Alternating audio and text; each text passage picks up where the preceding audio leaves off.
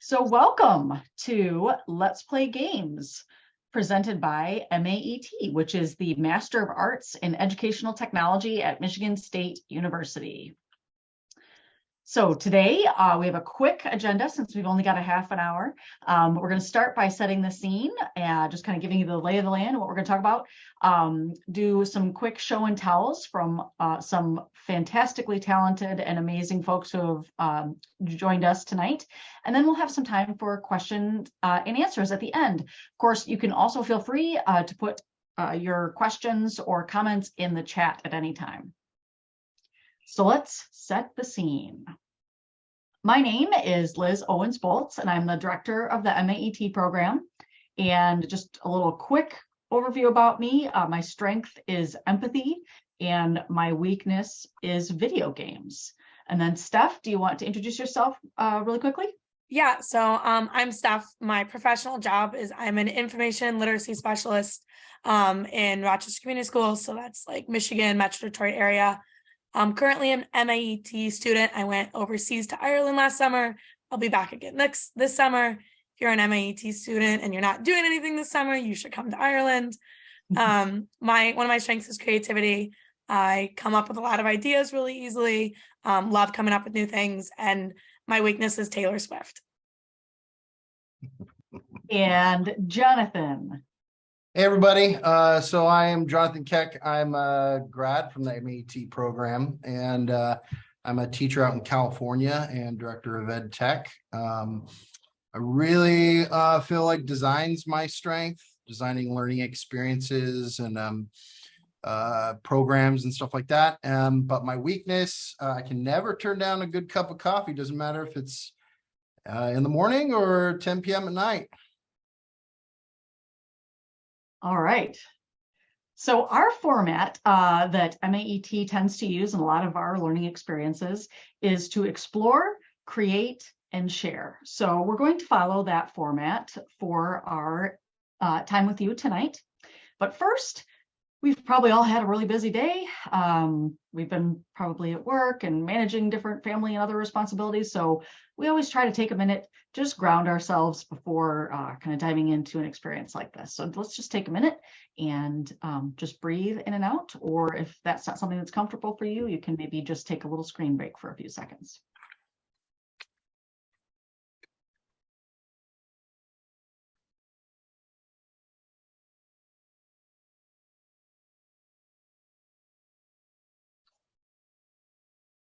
All right.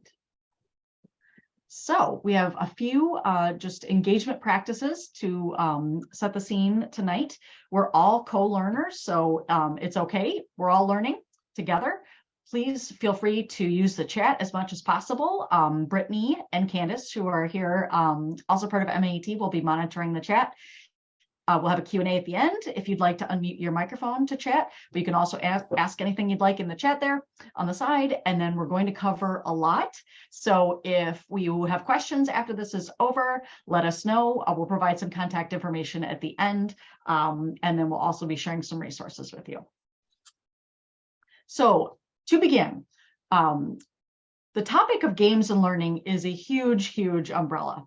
There's a lot of very similar and interrelated but distinct terms that are sometimes misused that can lead to a lot of confusion. So this overview, which I'm not going to read through because I know you're all able to do that on your own, but this gives a sense of just some of the different topics that tend to be hot topics in education and in games and learning right now. But just to kind of back it up a second, teachers can select a game to use in their classroom. So they might use something that's already in use. Candace has a lovely Candyland board game background right now. So some teachers use board games to use in the classroom. Some teachers like to have their students build a game as part of class, and some teachers build games. And then there's also learning that can happen in informal context and video games. We have things like gamification and gameful design. So there's a whole lot of topics in here. We're not going to be able to address all of them tonight, but we'll provide some resources for you and share some really cool experiences, and just think about how games can be used for learning in really deep and engaging ways. So we're not necessarily talking about filling time or focusing on engagement alone. We're talking about games that are really good for our learning objectives and the goals that we're interested in. So first, it is my pleasure to hand it over to Steph Saksa, sorry, tongue-tied tonight, who will be sharing some of her amazing experiences stemming from a project that she worked on this summer. Steph? Perfect. So a little more context about my job. I work as an elementary information literacy specialist, which is kind of like a combination of a librarian and a tech specialist. So at my school, I see each of my kids K-5 for 1 hour a week for one of our special classes. And my curriculum is really tied to tech things. So like coding, typing, Microsoft Word, Google Docs, all of that. And then also being a librarian and managing the library on top of that. This is my 3rd year in this position. And like Liz said, I worked on a circuit maker game unit plan over the summer while working through MAET. And so I kind of wanted to share that I created. My disclaimer I'll say now is I have not yet taught this unit. I created it this summer. I'm hoping to implement it in some form in like January and February after break. I'm going to send in the chat as well the link to my blog. So if you're interested, you can check out a little bit more about it there. The prototype and then the plan that I created, but an overview is that it was working with little bits, which are little circuit pieces that I have in my space and that we had while overseas to use. And the students would first understand how those worked, then create a board game or card game or some type of game using those pieces, and then play the game with ideally a 2nd grade class to get them to understand the circuits. So I kind of based it off that idea of the best way to understand something and learn something is often by teaching other people, and then using my games as the like context or platform for that teaching to take place in. So these 2 pictures, that bottom one is the example that I made when like play testing through the unit myself and seeing how easy or hard it was to create a game with these pieces. And then the top is just the basic of my unit plan. And then you can check out the blog for some more information. And can you click to the next slide? Yeah. So some of the things that I really liked when designing this and in other teaching I've done was I really liked the reflection journal that I made. So students, as they worked, would fill out parts 1 through 6 of planning, coming up with their idea, working with their group, and then play testing the game. And then at the end, reflecting on what they've done, which was nice. I think as a teacher, sometimes we need to have those tangible assessments. My class, I think less than others, is linked towards numeric grades. I have report cards, but it's not done the same way as a classroom teacher. So that would be a nice way to have something tangible to assess. And then it tied in with some of our goals this year with reflection. I think that's something that's being really stressed in a lot of districts. Something else that I really liked about what I was able to create was it paralleled that design thinking process well, which I'm sure if you're an MAET student, you've heard a lot about that. And that goes to the empathize, define, ideate, prototype, and test. And it kind of works in a cycle where you can empathize, design, ideate, prototype, and then go back and do it again, or flip through those however it works best for you. That is how the parts of the unit are planned out. It's also how their design notebooks are written. I think it's really important when teaching kids to use the terms that we use, like to use empathize and define and ideate instead of sometimes we use child-friendly language, which has a place, but I think for my lesson in 4th grade, it's better to use those words than to use like think or plan, to use something maybe a little bit more structured in your planning. And then my last really thing I was excited about was that this unit, I was using it with the little bit circuits because that's what I had available to me, but the framework and idea can really be used with anything. The idea of give kids something to learn, have them create a game, and then implement that game could be used with math, library skills, PE, social emotional learning. I think I'm really excited if it goes well this year to kind of figure out how to integrate that in different grade levels, or if 4th grade is really successful next year when they're in 5th grade, have them do it for a new skill. I have not yet play tested, I'll say that, this unit, because I haven't taught it, So some things that I am considering going forward and some things I think is really important when doing game-based learning is a timeline. It seems to me that students will always need more time. You can give them 6 weeks and they're like, oh, I just need one more day. So it's important to be flexible in that and make sure they have enough time, but also give a hard cutoff. You'll find that the students that are dragging it out just to drag it out will get it done. And the students that are really excited about it and want more time will be flexible. Like I'll have kids come in during my lunch or during their recess to work on things. So if they're really excited about it, they're going to find a way to get it done. It's also important, and this is something that I forget sometimes, is to not assume any prior knowledge. I'm sure if you're here, you probably love games. You probably grew up playing Candyland or Monopoly or Tetris, but there are kids that might not have board games at their house. That might not be their favorite thing. So saying, hey, go make a board game, you might have some kids that don't understand the structure of that. I've noticed when giving examples with students, sometimes they copy it directly. So the game that I made was similar to Candyland. You moved through colored spaces trying to get to the end.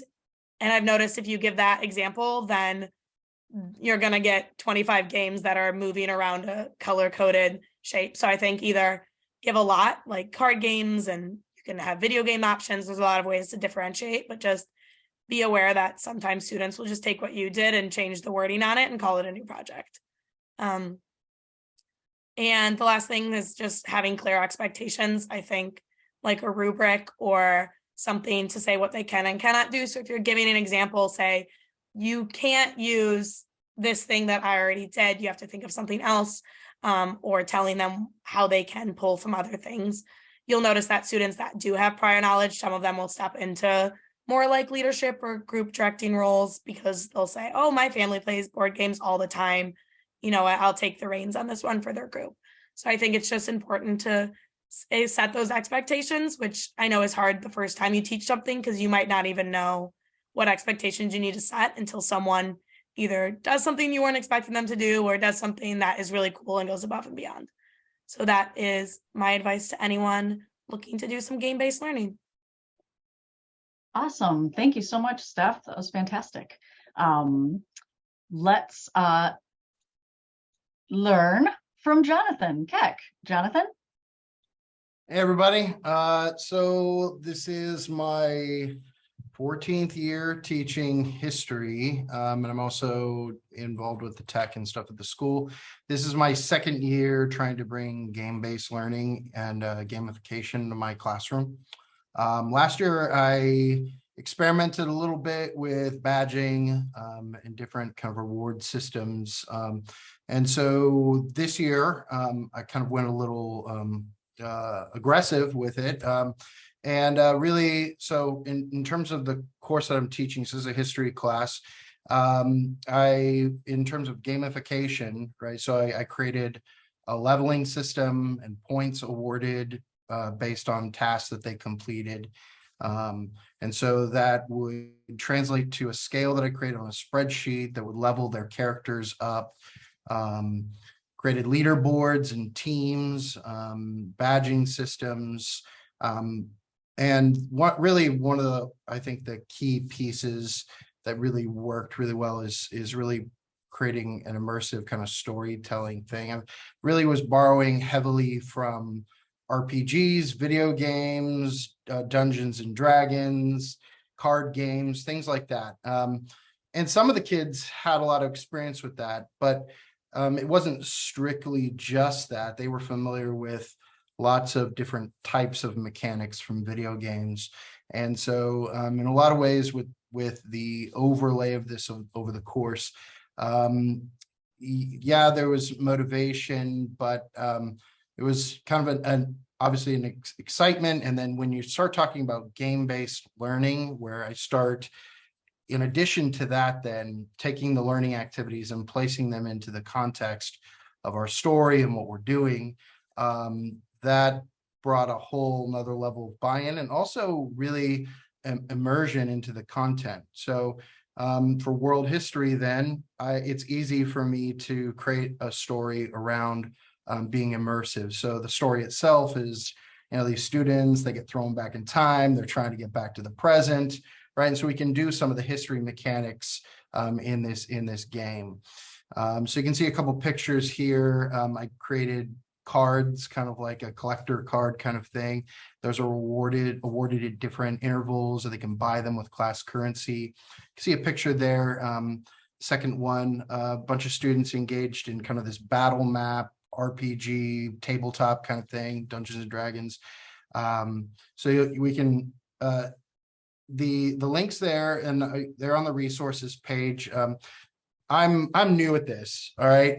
There are a ton of hardcore practitioners on Twitter, and they go underneath those hashtags there, XPLAP, TGE chat.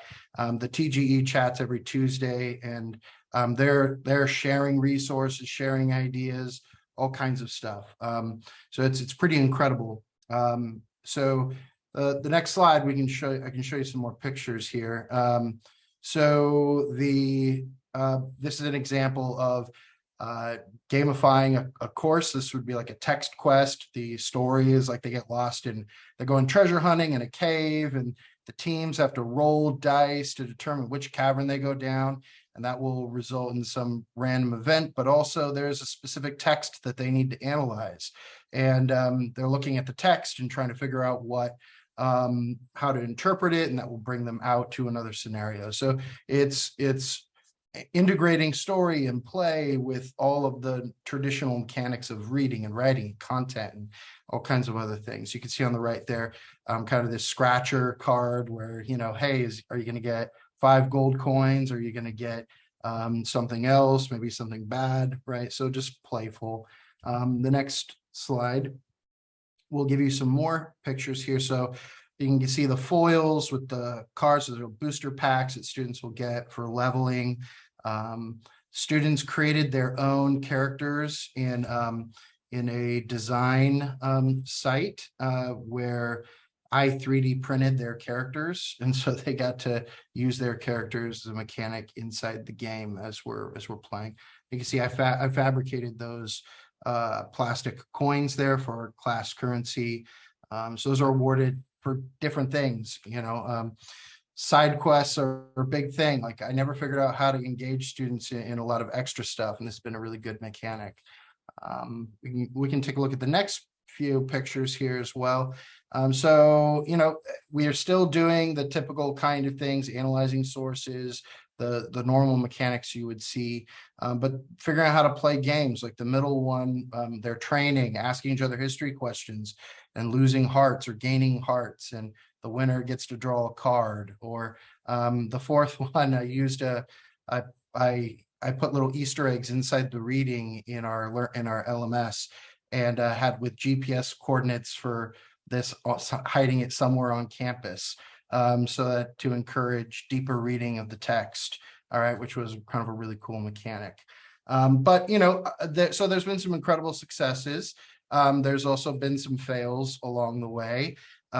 This is still new to me, so obviously way increased engagement on assignments. I've been teaching this for a long time. A lot more engagement with enrichment activities specifically. So things they don't necessarily need to do, but things they want to do. And so that was really exciting to see. Our class is a ton of fun. So that's been a huge boost. We don't have tests, we have boss battles, and kids don't want to be sick. I had a kid this year go to a dentist appointment, come back to the school because they didn't want to miss out with their team on their boss battle, because they didn't want to let their team down. So that was a lot of fun. So I also witnessed a lot of team bonding and a lot of like SEL stuff. All right. A lot of empathy, kids sacrificing themselves for each other, all kinds of stuff that came out of that I wasn't even trying to intentionally coax out of them, that just happened through the play. And then kind of another interesting thing I didn't expect either is students on like 504 plans, IEPs, right?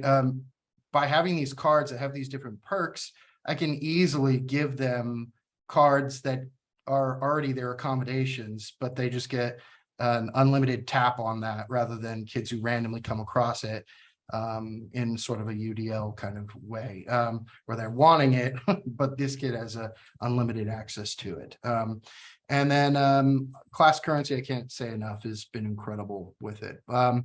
The fails, I would say, I went way too hard, too fast. There's just, you don't need to go that fast. You don't need to go that hard. And I'm feeling a little crispy from the burn. But so I have to say, I'm a little tired, a little more tired this Thanksgiving than I have been in a while. So that's been a difficult thing.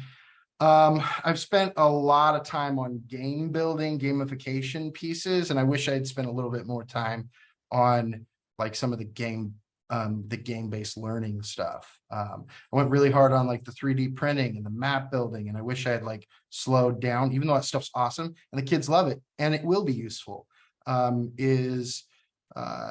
starting a little bit slower. And I've spent a ton of money, so I wish I would have looked for grants. That's the other thing. All right. And found help with that. And I don't have a classroom.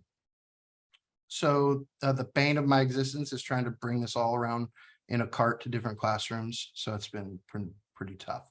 So those are kind of my big wins and fails. Thank you, Jonathan. It was fantastic. So now we'd like to open up for some Q&A. If you would like to speak, you are welcome to unmute yourself and say something out loud, or you're welcome to put your question in the Q&A or in the chat.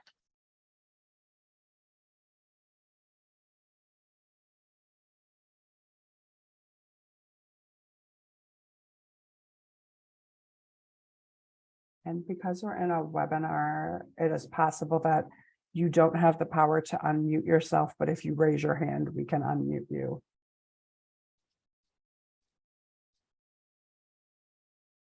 While folks are thinking of questions, I can just share a little bit about the research behind games and learning. And as I said at the beginning, this is a huge topic, so it's a little bit hard to distill into a few minutes. But broadly, when we ask the question, what does research show about games and learning? I think the better question, or like, are games good for learning? The better question would be, what are some effective ways to help these folks learn about this thing or this idea? But I see some questions are coming in, so I'll take a look at those now. Any advice for educators who are new to this world, who may not be as immersed in the world of games and learning? Well, I think that we have two folks who are relatively new to implementing this. So if you could, Steph and Jonathan, let's talk to the experts. What would you say to this question? One thing I'll say, and this is for elementary too, I'm sure middle school and high school this in some way, but I've noticed at my school, there's usually already some sort of points or reward system, or at my school, like how many tickets did these kids get for doing well at recess? And one thing I started doing this year that my kids love is just changing the terms.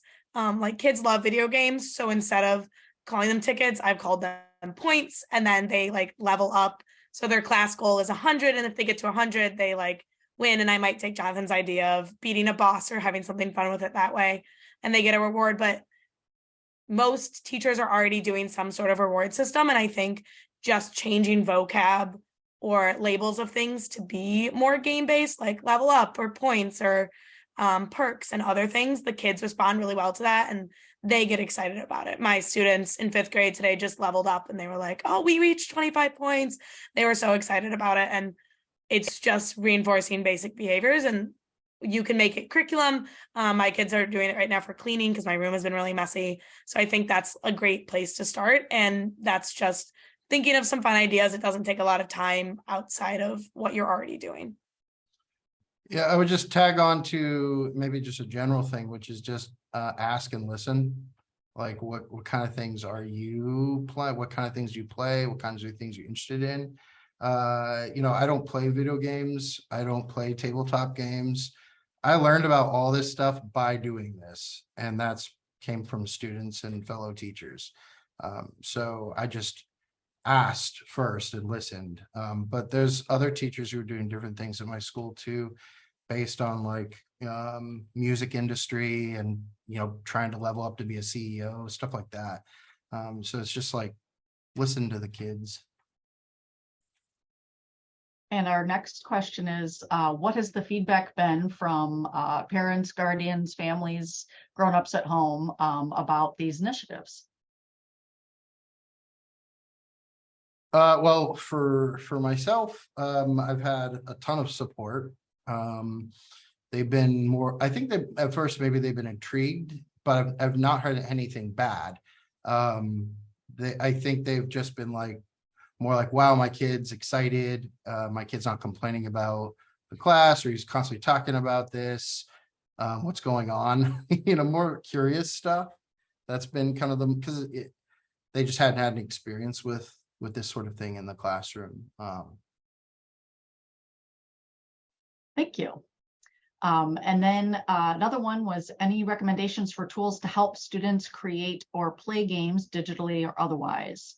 I don't know if either of you have any suggestions. We also have some resources at the end of this slide deck, which we will share out, that have some as well. Jonathan, do you have any suggestions for that one?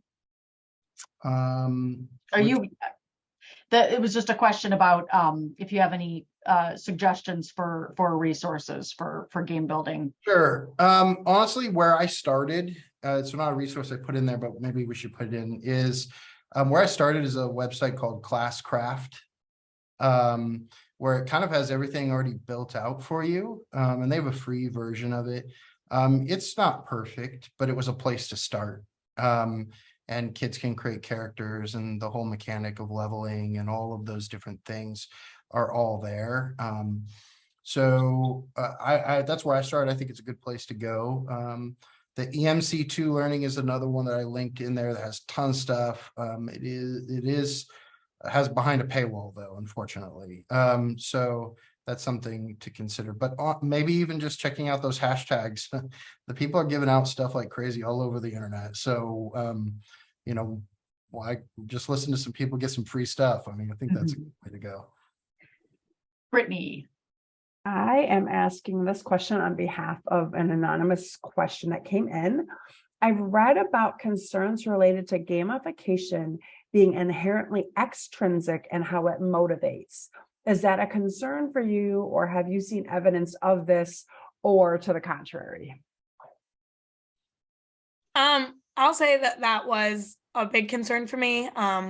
Especially because one of the things I mentioned that I'm really trying with my classes is to get them to clean up. I only see them for an hour, and the last 5 minutes is, okay, push in your chairs, line up. And they would leave, and it was just a mess. And I really struggled with wanting them to just be motivated, because in real life, you have to clean up after yourself. That's just a fact. And I do think it is a bit of extrinsic motivation, and opposed to self, discipline or taking accountability for what the mess that you've made. So my hope is to use it and to get kids, working on things and following things. And then I'm hoping to switch the objectives. So once they are cleaning up more, then take away the point system for that and maybe use it to help them motivate towards something else. And then that thing will become so secondhand that, we push in our chairs when we leave, and we're not doing it for our 5 points, but we're doing it because that's just what we do when it's time to go. So that's something that I'm currently working on and seeing how it goes. If I take away the points, will the behavior go away? I don't know yet, but I'm hoping that it'll just become a part of their routines. Thank you. So it is 8 o'clock, and we want to be cognizant of time. I just want to let everyone know, and then just quickly and concisely explain this slide. I just have some of the research that I've done here about games and learning, and also just wanted to say that broadly, some of the research that I think is relevant and connects with what our educators have shared here today is that context matters. Staff had mentioned using terms for 4th graders might be different than what we would use for maybe younger learners. So the context, the age group, all of that matters in your process. Also just being intentional and knowing that games are just one piece of the puzzle and just one tool in the toolbox. So ideally a game would be accompanied by a lot of other things that complement it, or perhaps the game is complementing other activities, learning activities, because the research does show that really enhances learning. And then just making sure it's fun, making sure it's aligned with your learning objectives. Like I said at the beginning, I think engagement is wonderful and fantastic, but it's not the whole battle. So thinking about how we take it beyond engagement. Okay, there's some resources that are linked for you here on slide 21. We've also pulled out Steph's and Jonathan's links, but there's some resources if you'd like to get started with this, if you'd like to read a little bit more about the different terms. And we would love for you, as you leave here today, to think about creating a next step. So what might you do if you're interested in doing this in your classroom? Steph shared one that she's thinking about doing based on Jonathan's ideas, and I think maybe another person might have mentioned that in the chat as well. And then if you are willing, we'd love to hear about this idea if you've already got one going. And we are going to be sharing this whole slide deck and all the links in it with everyone who registered. So you will be getting this, so no need to copy them all down right now. And although this may feel like game over, we might have a little bit of life left. So we just want to thank you for being here today, to share our contact information. If you would like to reach out to us with any questions on this or any questions about our program, you can reach us at askmaet@msu.edu. We're also on Twitter and Facebook and Instagram. And you can also learn more about us on our website. So thank you all so much. Thank you especially to Steph and Jonathan for being here and sharing their amazing work with us. Round of applause for them. Thank you. And we hope you all have a very fun night. Thank you very much.